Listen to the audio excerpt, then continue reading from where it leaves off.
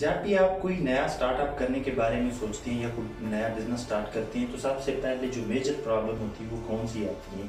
आप कोई ऐसा काम करना चाहते हैं जो सोसाइटी की या आपके रिश्तेदारों या फैमिली या इन चीज़ों से बहुत आगे वाली सोच वाला है, जो इन लोगों को इतनी जल्दी ना तो समझ आएगा और ना ही ये देख सकते हैं।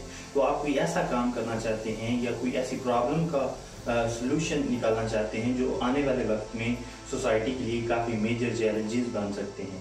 तो अगर आप कोई ऐसा स्टार्टअप करना चाहते हैं तो इस स्टार्टअप में सबसे पहले जो मेजर प्रॉब्लम आती है वो कौन सी है, आज हम उसके बारे में डिस्कस करेंगे। सबसे पहले जो प्रॉब्लम हमें आती है वो होती है हमारी अपनी फैमिली की, उसके बाद रिश्तेदारों की, उसके बाद सोसाइटी की, उसके बाद फिनेंशियल प्रॉब्लम होती है, उसके बाद टीम मेंबर की प्रॉब्लम होती है, उसके बाद सिस्टम एंड प्रोसेस की प्रॉब्लम होती है। तो इन प्रॉब्लम को हम कैसे ओवरकम कर सकते हैं और आप हर चीज़ को हम किस तरह मैनेज कर सकते हैं, और अपने जो विजन है हमारा, जो हम किसी भी एंटरप्रेन्योर अप्रोच के साथ किसी भी प्रॉब्लम का, सोशल प्रॉब्लम का हम हल निकालने की कोशिश कर रहे हैं, तो हम कैसे इन चीज़ों को कर सकते हैं। तो आज इस वीडियो में इन चीज़ों के बारे में डिटेल से हम बात करेंगे और हम आपको बताएंगे कि आप कैसे कर सकते हैं।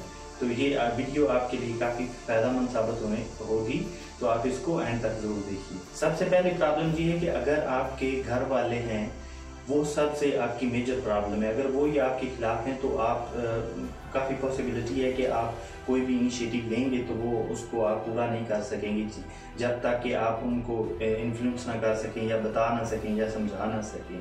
तो अगर आपके समझाने या बताने या आपके सब कुछ करने के बावजूद भी उनको समझ नहीं आ रहा और वो आपके अगेंस्ट खड़े हो गए कि या तो आपको हमें चुनना पड़ेगा या इस काम को चुनना पड़ेगा, तो इस सिचुएशन में आप अपने गोल को कभी ना छोड़ें, अपने काम को कभी ना छोड़ें जो आप करना चाहते हैं, जो आप देख रहे हैं। तो क्योंकि इस सिचुएशन में ऐसा होता है कि माँ बाप, क्योंकि हम ये सोच रहे होते हैं कि माँ बाप हमारा बुरा चाह रहे हैं, वो हमारी बात को अंडरस्टैंड नहीं कर रहे, तो वाकई क्योंकि हमारी जो सोसाइटी होती है या हमारे माँ बाप होते हैं, उससे हमारी सोसाइटी की, हमारे माँ बाप की हमारी अपब्रिंगिंग हुई होती है। तो हमारी सोसाइटी है वो 3-4 चीज़ों के अलावा जो यूजुअली लोग जानते होते हैं, नौकरी या जो छोटे मोटे आम बिजनेसेस होते हैं, उसके अलावा अगर आप कुछ ऐसा करने के बारे में सोचते हैं तो जाहिर है ना तो आपको सोसाइटी के भी अगेंस्ट जाकर करना पड़ेगा और जाहिर है आपको माँ बाप के भी अगेंस्ट जाना पड़ेगा टेम्परेरी तौर पर।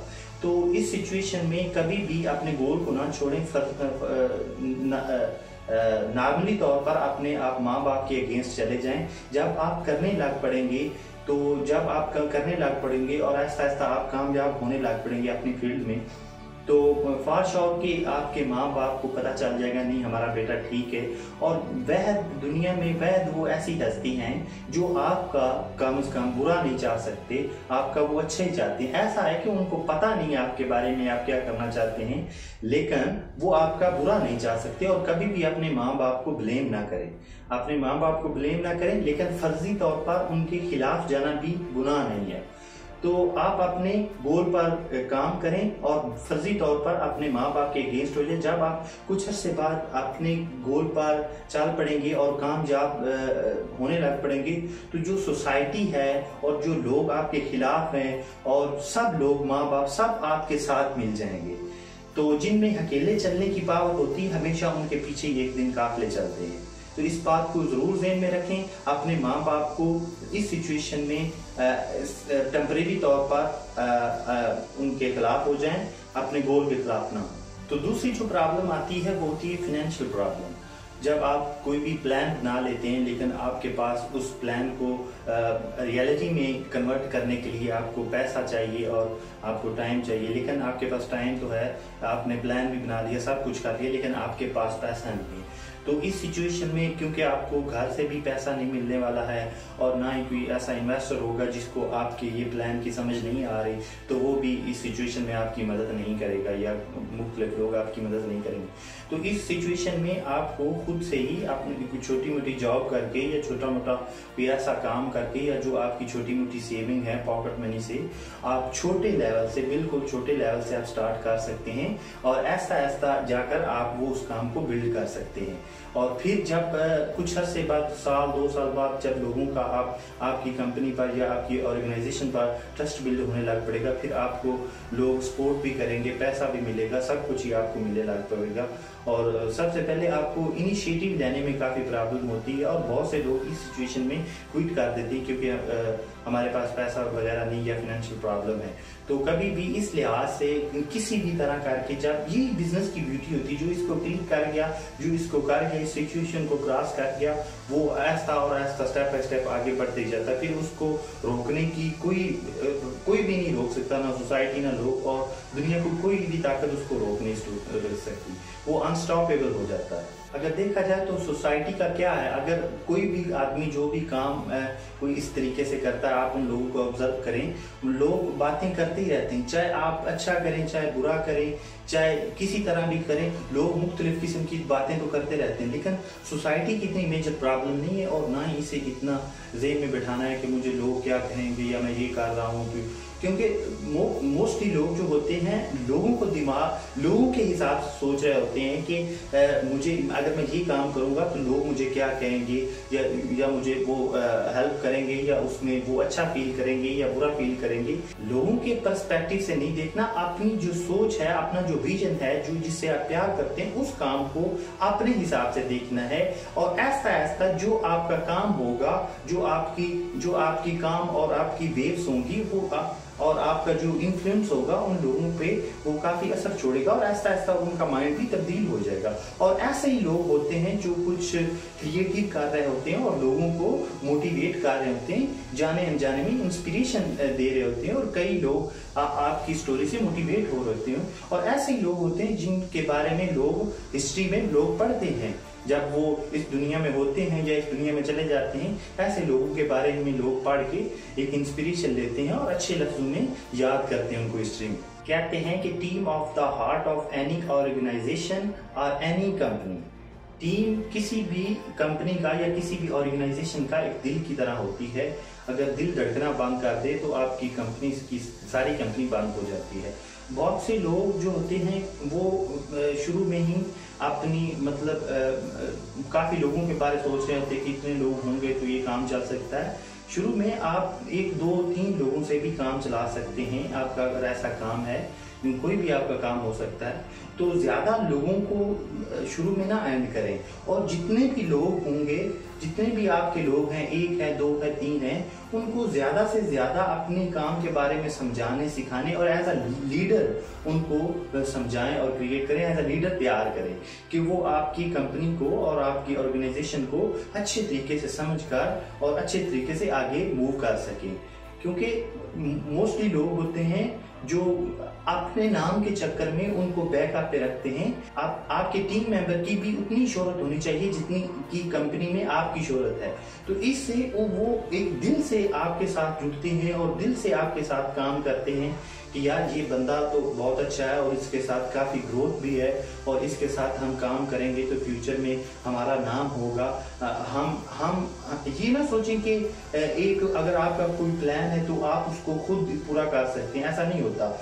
जाहिर है आपको लोगों की जरूरत पड़ती है और जितने लोग आपके साथ जुड़ते जाएंगे और आप ऐसा उनको प्यार करें कि आपके बाद जो एक बार जुड़ जाए वो कभी आपको छोड़ के ना जाए।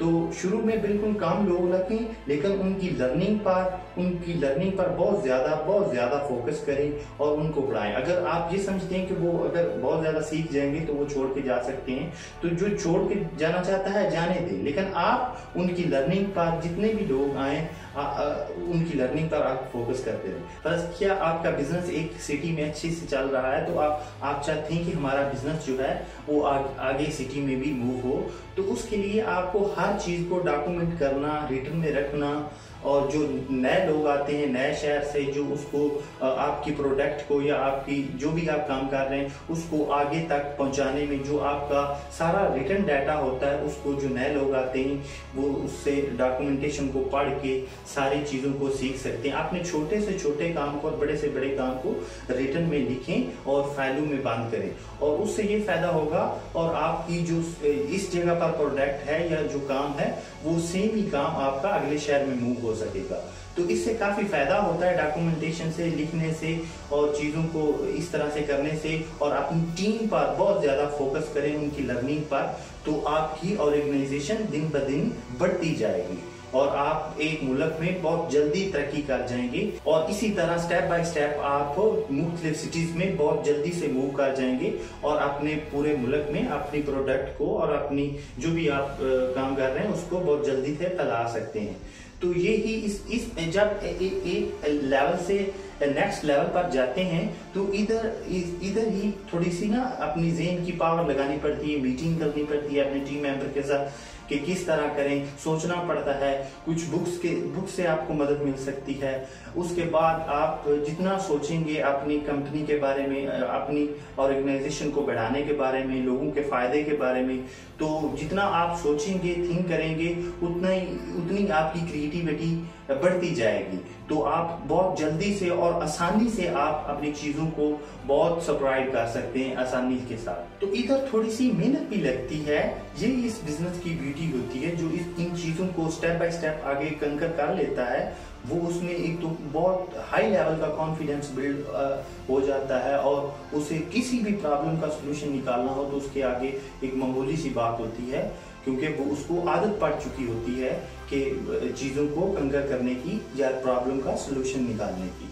हर रोज़ किसी न किसी प्रॉब्लम को सलूशन निकालना होता है और हर अपनी ऑर्गेनाइजेशन को स्टेप बाय स्टेप आगे ले जा रहा होता है और अपनी टीम मेंबर को पर लर्निंग पर फोकस कर रहा होता है। तो ऐसी ऑर्गेनाइजेशन, कंपनियां बहुत जल्दी ग्रो करती हैं। फिर बात आ जाती है सिस्टम एंड प्रोसेस की। जब भी आप कोई स्टार्टअप करते हैं तो जब भी कोई लोगों को गवर्नमेंट के रिलेटेड कोई काम पड़ता है तो वो सोचने लग पड़ते हैं कि यार गवर्नमेंट से अगर कोई काम करवाना है तो बहुत रिश्वत देनी पड़ेगी, कंपनी कैसे रजिस्टर करवाएंगे, बहुत इनकम टैक्स होगा, ये होगा, वो होगा। और आप उन लोगों से मशवरे ले रहे होते हैं जो पहले से रिश्वत देकर काम करवाते हैं। ऐसा नहीं है, सिस्टम में हल्की फुल्कियाँ खराबियाँ होती हैं, लेकिन आप खुद जाकर काम करवाएंगे, आप चीज़ों को देखेंगे और लोगों की सुनी सुनाई बातों पर यकीन नहीं करेंगे, फिजिकली आप उन कामों को खुद से करेंगे, तो आपको पता चल जाएगा कि बहुत से लोग ऐसे भी होते हैं जो आपकी बहुत दिल से मदद करते हैं और विदाउट पैसे के आपका काम करते हैं।